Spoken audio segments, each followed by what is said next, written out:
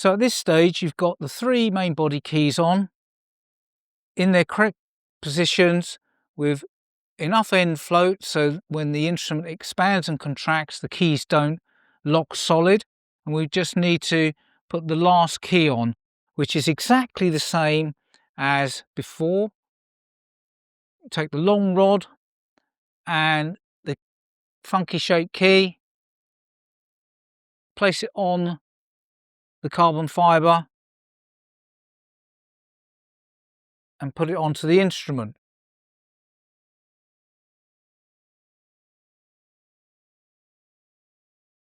Again, there should be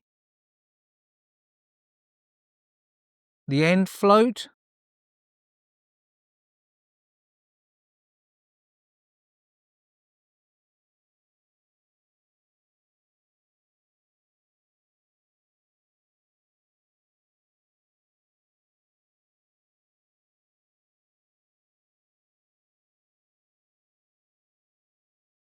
Okay, that's on the instrument.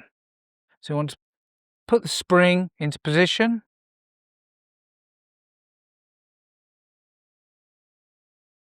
So we have movement.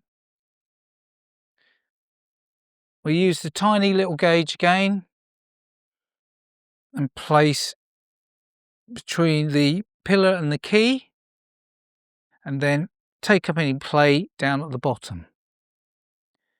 You can use the same gauge that we use for the 3 main body keys, but the difference is you must have the foot on, which should just slip on. It might be a little bit loose at this moment, but that's fine. It means we can set up the key to the correct height. Again, just hold that with your finger into position. Got the gauge there, I've got my end float sorted, and we just go in again with a tiny amount of glue.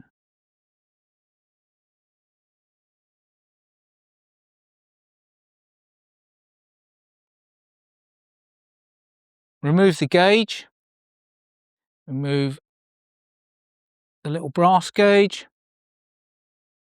and we should again have the correct opening.